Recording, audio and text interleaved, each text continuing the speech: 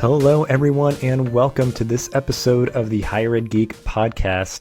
This is episode number 3 with Abdul Abad, who is a true higher ed geek in every sense of the word. I had him contribute to the blog a while back, and I just knew that he was a perfect fit for this show to share all that he does, his interests, and he's just huge into data and analytics and research and studies and kind of all that kind of quantitative side of the work that we do that is really important to augment and sort of support the efforts that we do and the decisions that we make and, you know, how we start and stop things. So really appreciate Abdul's kind of thoughtful insights and his nature, because he also comes from a philosophy background. So we get into that a little bit of kind of what that gives his work now, working in higher ed in a very quantitative sense and kind of mindset. So really great episode. As always, check out all the cool stuff that we mentioned in this episode in the show notes on the blog. And please do let me know what you think of the show. I'm glad to hear folks enjoying everything so far. But yeah, there's only more great episodes to come for the rest of this year. So without further ado, and after this quick message from our sponsor, this is episode number 3 with Abdul Abad. It's an honor to have our good friends at SwiftKick be a sponsor of the podcast, because I've seen their work firsthand and it's truly unlike any student leadership training I've experienced. They've been voted Best Student Leadership Program Unprecedented 5 times, so you know they must be doing something right. As a bonus for our listeners, SwiftKick is giving a $500 discount off their normal speaking fee if you mention Higher Ed Geek when you contact them. I highly recommend their trainings for your campus, as your students will be talking about it for months afterwards. It's really great stuff. Check them out, swiftkick.hq.com, to learn more, and let them know I sent you. Now, back to the show. Yeah, it's my second year, and so there's not as much of a transition period. And then also I'm taking an applied regression course. So I've been dying to take a statistics course for, a while. So now I'm finally taking it.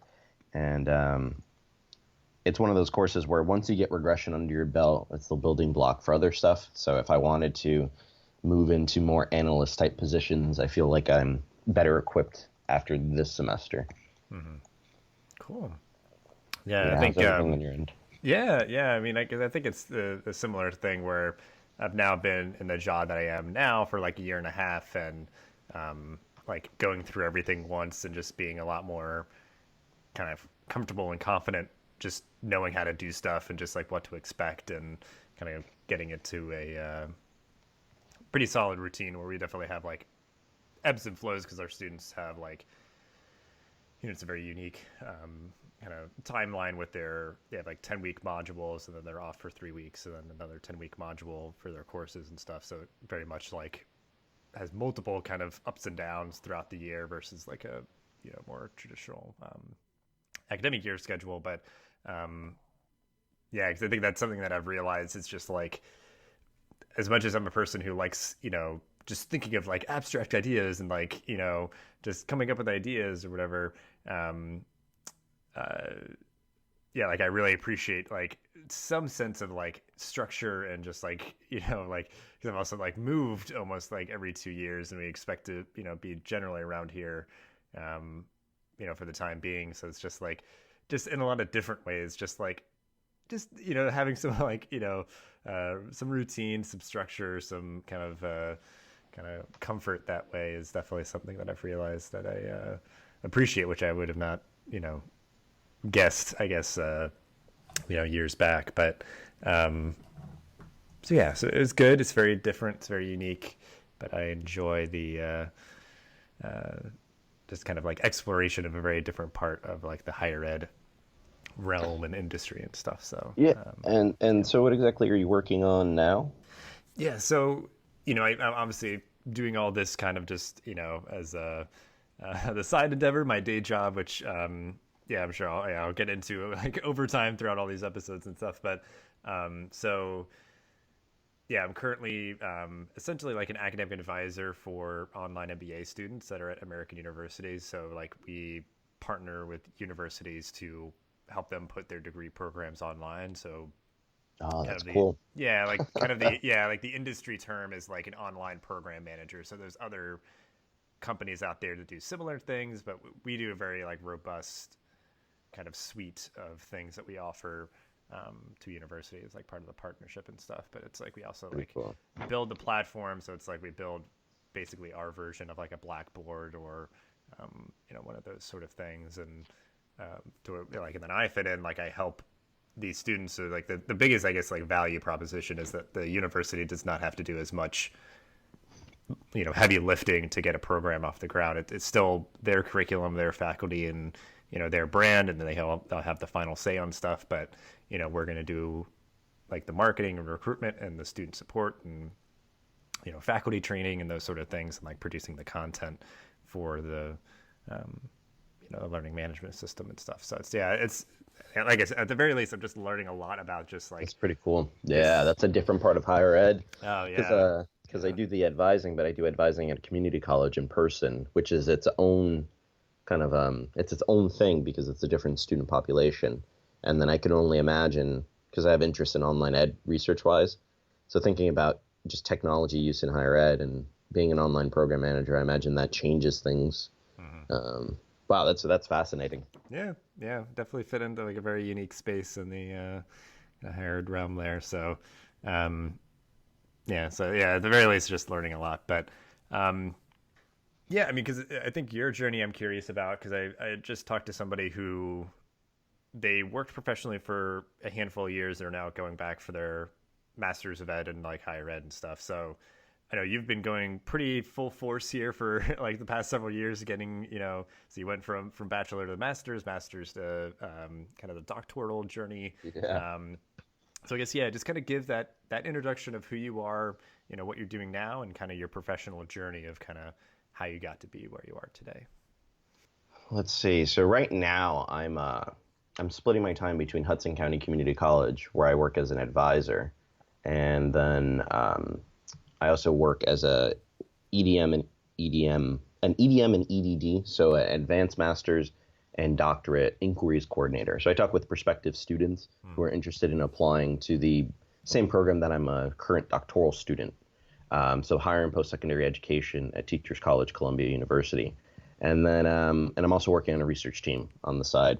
And um, so I've got a mix of kind of graduate admissions work that I'm doing. So I help with open house, I help with webinars, and then the most fun part is the talking to prospective students part and kind of seeing if the degree is a good fit for them through conversation and what they might get from the degree. I don't play any process in like actually looking at applications, which makes it a little bit easier for me. And uh, and let's see what else. But it's interesting because I started at a community college. So I started at Hudson County Community College, where I'm advising now, and then I did a degree in liberal arts there. Then I went to Rutgers University and did philosophy, um, and then I went to UConn for higher education and student affairs for my master's, and then I went straight into um, Teachers College, Columbia University for my doctorate. But that was always the plan since community college. Not necessarily in higher education, but I had always planned since I was about 19 to get a doctorate. Interesting. So that's kind of the short journey. But yeah, I knew I was reading some philosophy articles. I caught the philosophy bug, and I really started to read about like, oh, how do they become professors of this? Then I learned about PhDs, and as a first generation student, I'm the first person in my family to finish pretty much all of those degrees. And so I had to really kind of like read on my own and figure out. So while I was at community college, I actually picked three professors I wanted to study with at Rutgers because Rutgers was ranked like in the top three in the world. And so I knew I would have to make a good impression on professors, and not in a transactional way, but more like I should take at least two courses was what was the advice I read online. So I was like, I'm going to take two courses with Robert Matthews. I want to take two courses with Professor Peter Klein and another two courses with Andy Egan. Let me try and do my best in there, and hopefully that after doing my best that they'd be willing to write recommendations. And those opportunities actually turned out to be more substantive than I could have even dreamed, where I ended up on a committee where we got to bring in a world-class philosopher. I ended up getting like opportunities to do fellowship and research, and like summer institutes through them, and then because they always had me in mind because I was super active, and then one of the professors, Professor Egan, ended up serving as my thesis advisor, and so then that was like a really good foundation in higher ed, and then but during that time I caught the bug as a resident assistant and kind of found my way into higher ed. Yeah, and I know that's where we crossed paths a little bit. I was like went to Rutgers for the College Student Affairs program for for grad school and stuff. So yeah, I knew of you then, and I knew that you were really great and doing great things. And I think I think one thing that, because I know like for me, like I've written about, like I was a history major in undergrad, and sort of what I feel like that still gives me just as a person, and a person working in higher ed and stuff like that, of just like I like knowing the context of things, like the history of just like a decision, or just like what's going on. Is just history tells you the story of just like how we got here. So like everything has a cause and effect, and sort of a a thread line that you can follow through. So obviously you were super into philosophy. You were kind of committed to that as a potential path for yourself, and then you kind of pivoted a little bit. So do you feel like you're kind of like applying philosophical ideas in a certain way in your work now? Like what do you feel like that gives you now that you're kind of going, you thought of this plan when you were like 19, and you're kind of like tinkering with it a little bit, of just like, okay, maybe I want to like, because that's what I think sometimes for people who do like social work degrees but then they work in higher ed, it's like, well, yeah, you're doing all this like applied social work on a campus or something. So like how do you feel like that philosophical core of you, like how does that fit into your life?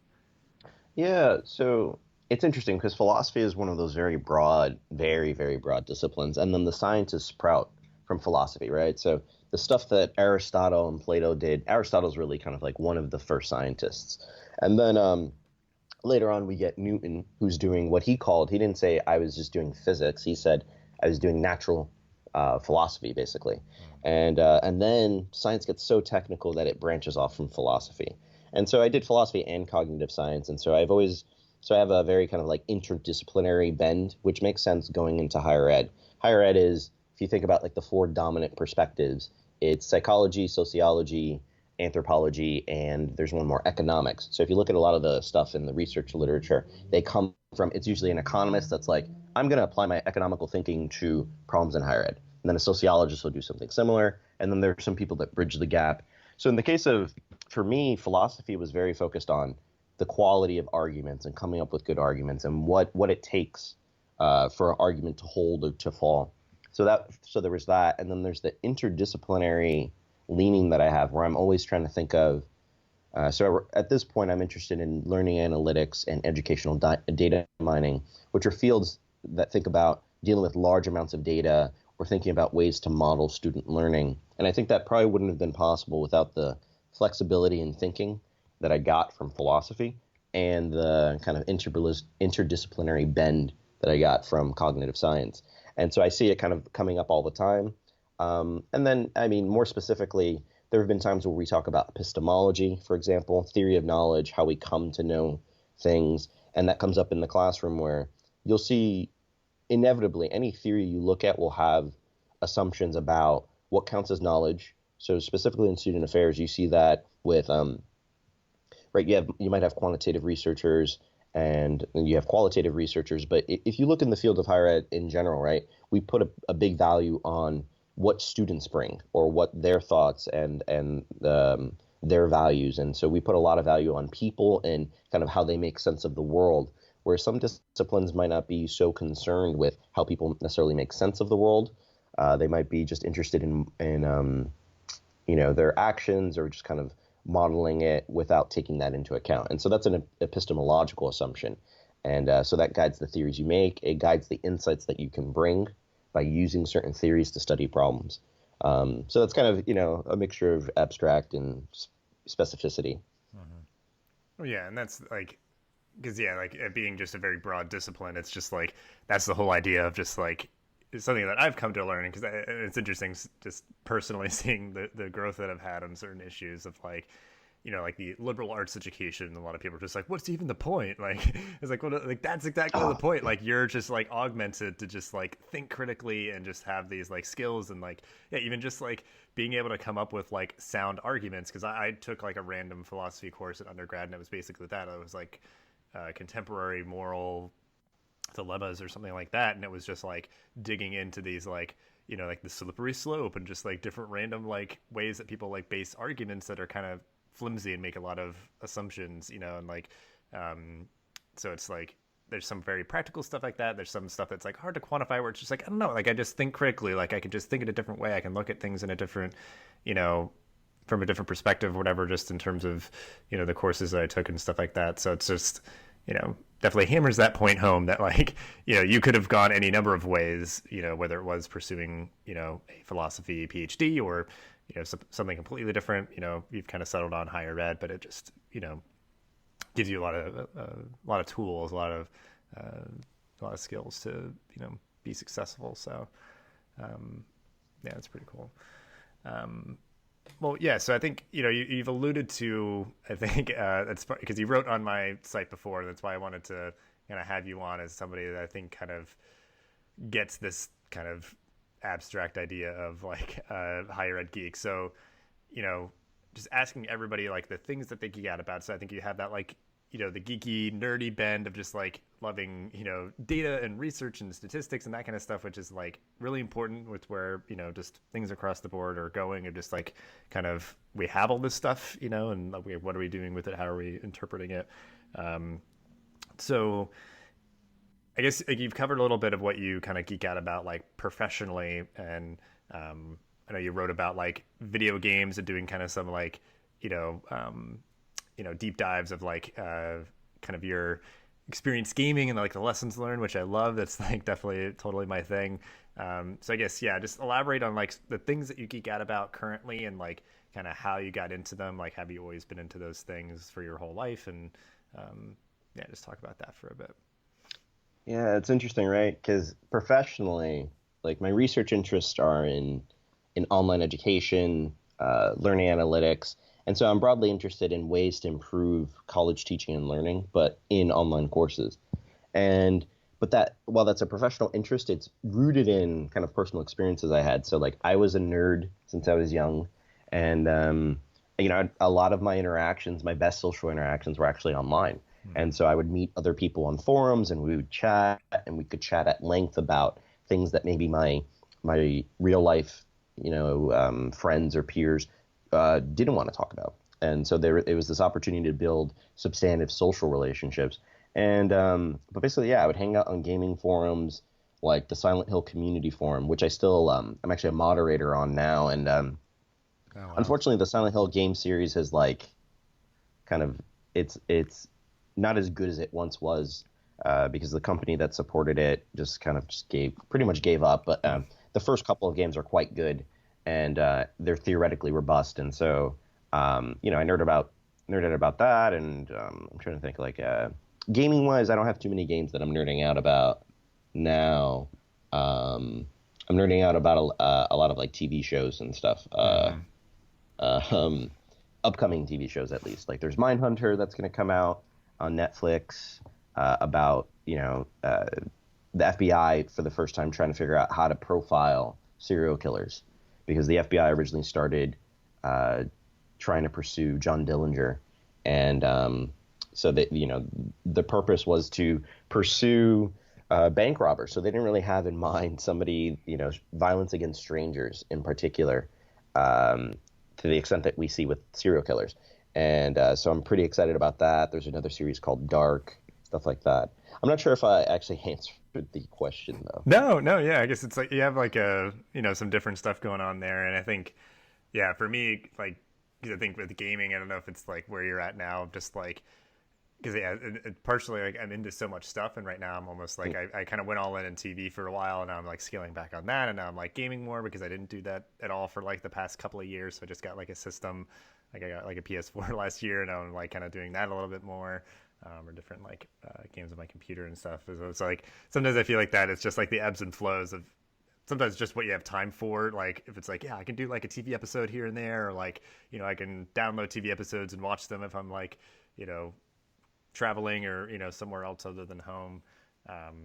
So yeah, I think sometimes it's just like, you know, the changing, kind of flows and like our routines and what we have time for. But yeah, I mean, I'll at least link out to the post. I feel like it was at least one. I don't know if you wrote another one, but like about like gaming, kind of like the lessons learned and kind of thoughts on that. But Yeah, I think I wrote something on Bloodborne, and so that's actually I have a tattoo of something from Bloodborne. That's how much I like Bloodborne.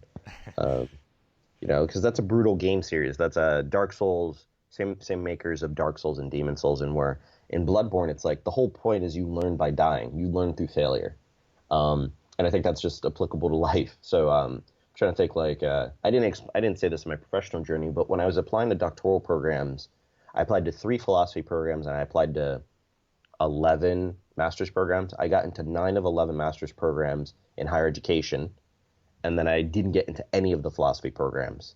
And then when I applied for my master's into higher ed, I applied to 3 doctoral programs in higher ed. Well, 2 in higher ed and then 1 in educational psychology.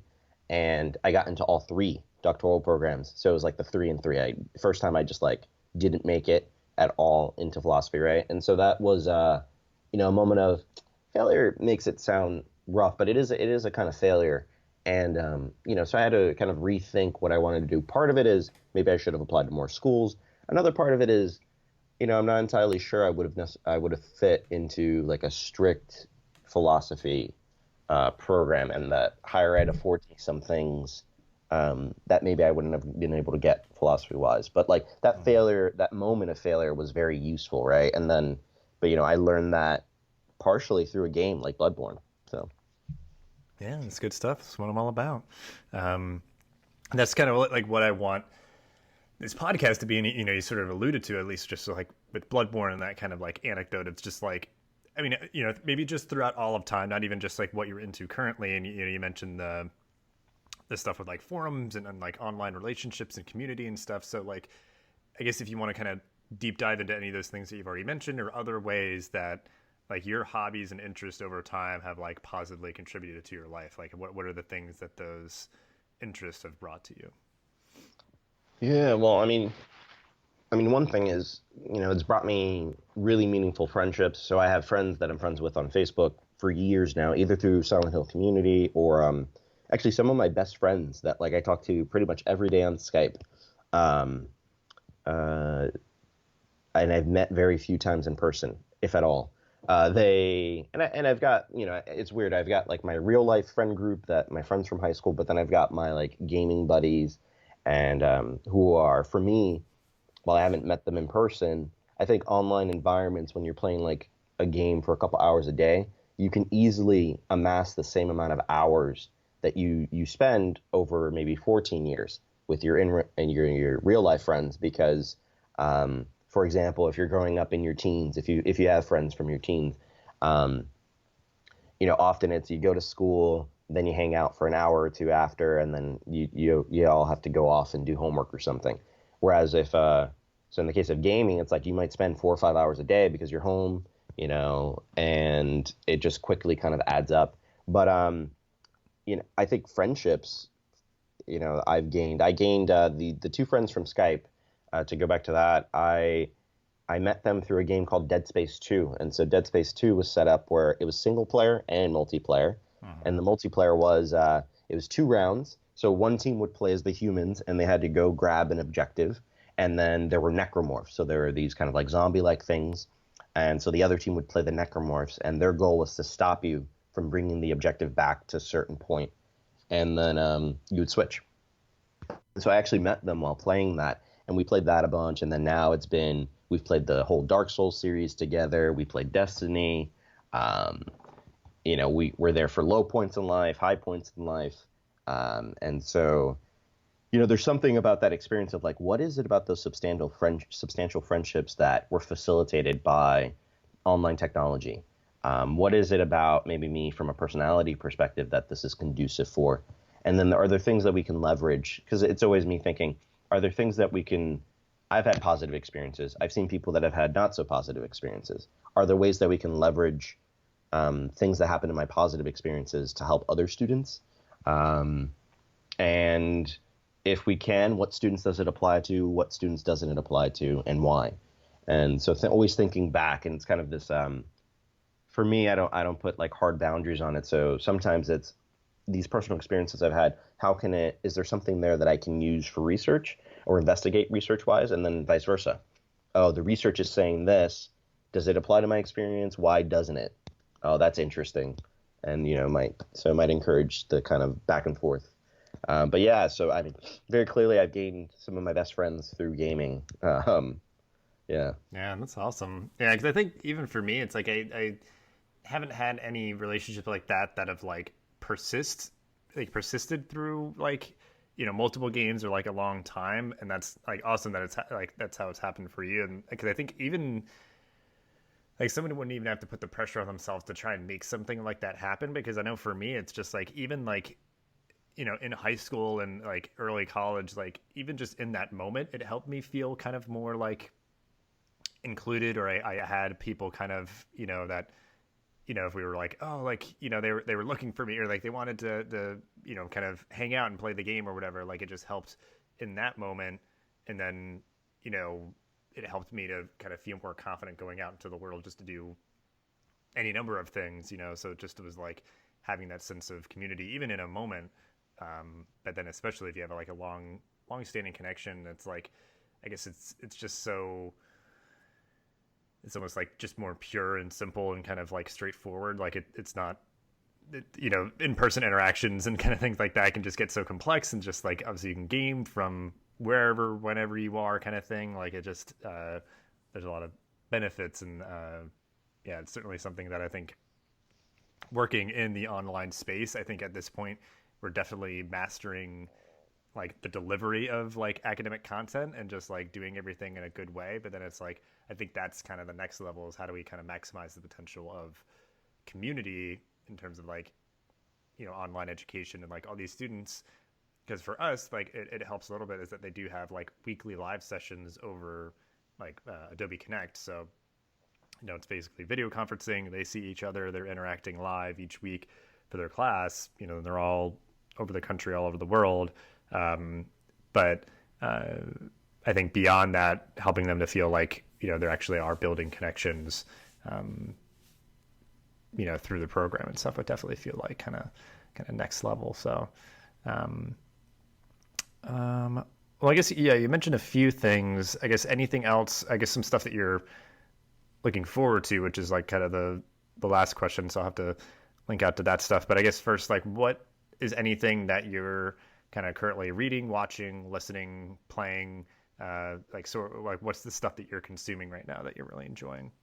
Well, so most it's interesting. In undergrad, I didn't really. When you look at a syllabus, you often there's like recommended readings, and I was like, yeah, whatever. But now I'm taking a regression course. So regression is a method where you try to predict, at least in a simple linear regression, you're trying to predict one variable from another.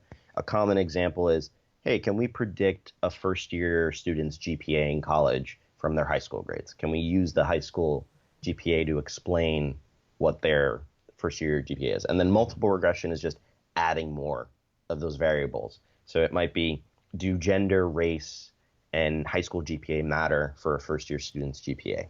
And whether you can explain it in terms of those things. So I'm reading like the actual recommended readings. Like I have like the 2 textbooks that are additional, and I kind of like skim through those to get different explanations. When I'm not reading that, like when it's not technical material, I'm working my way through a book called Mindhunter, which is the basis for that Netflix series, and kind of how the FBI came to establish a procedure for interviewing serial killers.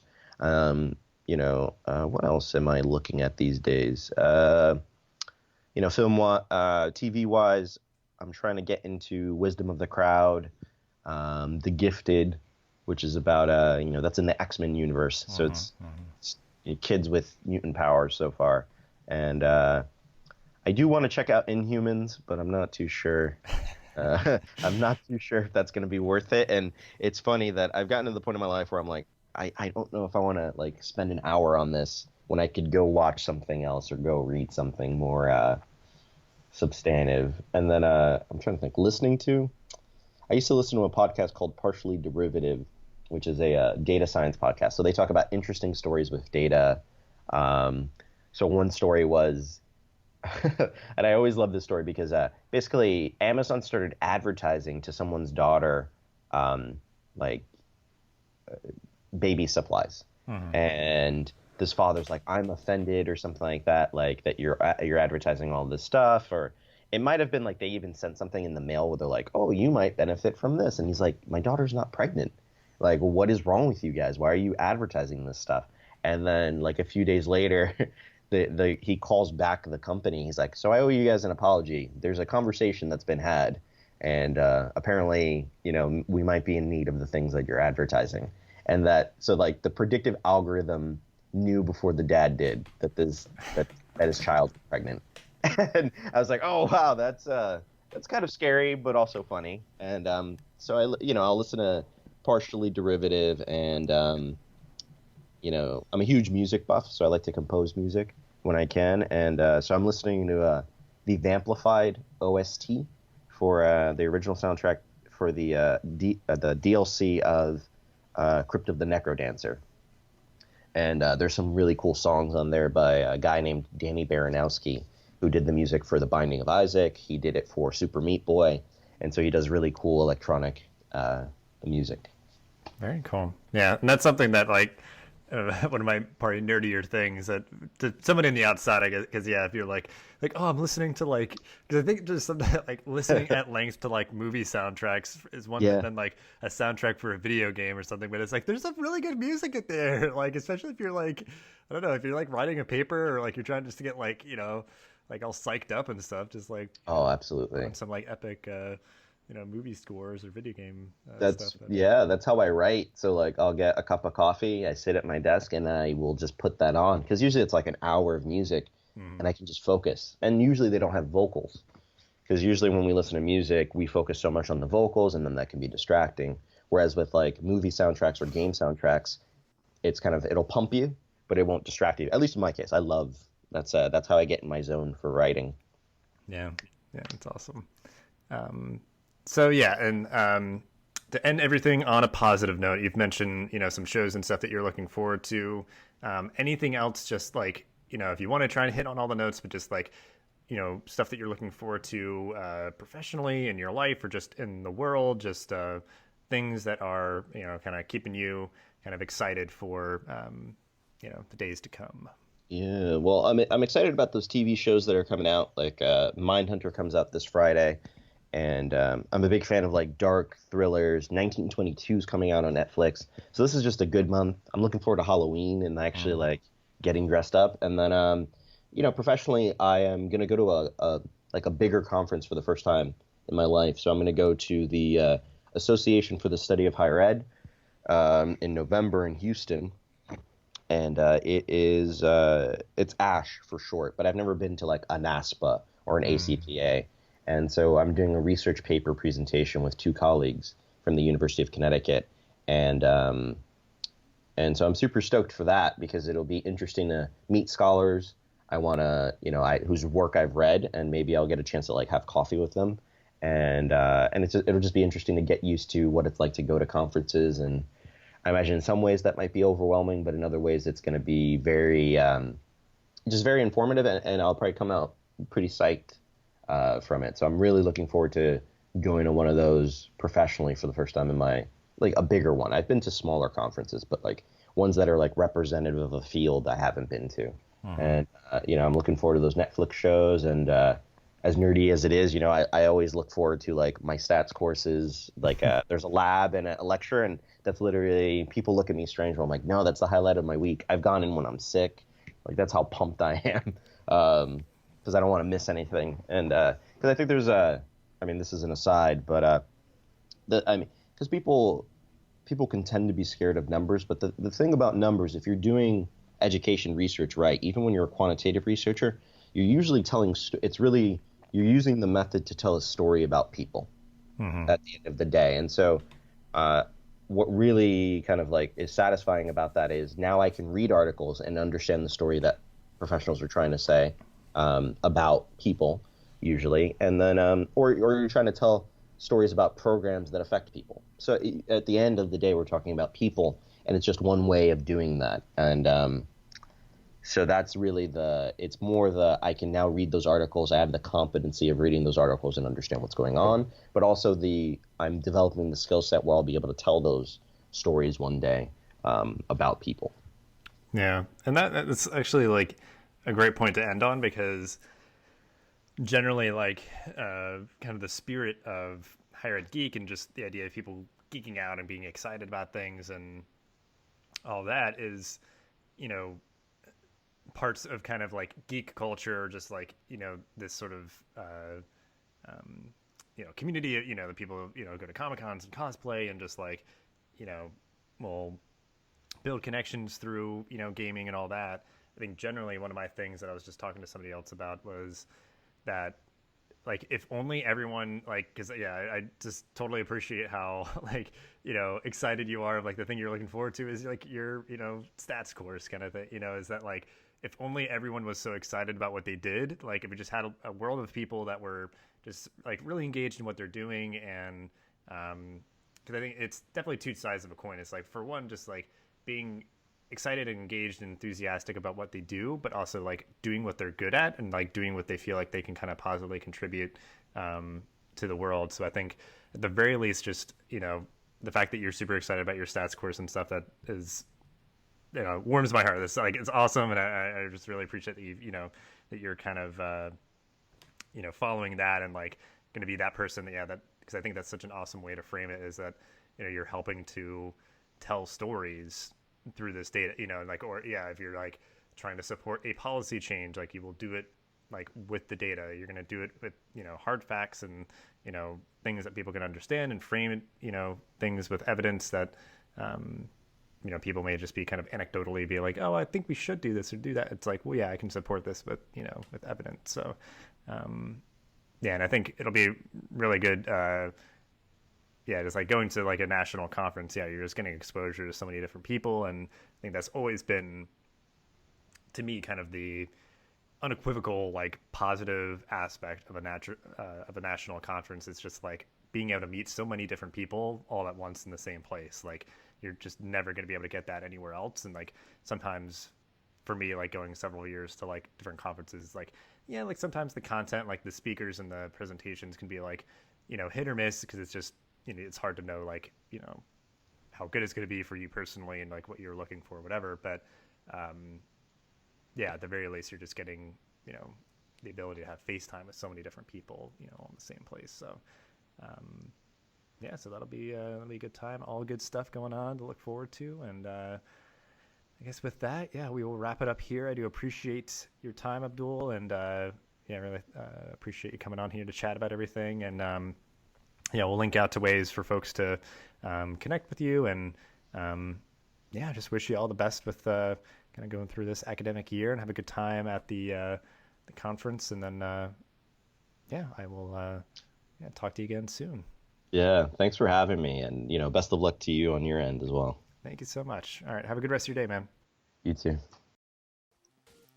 Thank you so much for listening to this episode of the podcast. Please rate, review, and subscribe so you'll never miss an episode. Thanks again for listening, and I'll see you in the next episode of the Higher Ed Geek podcast.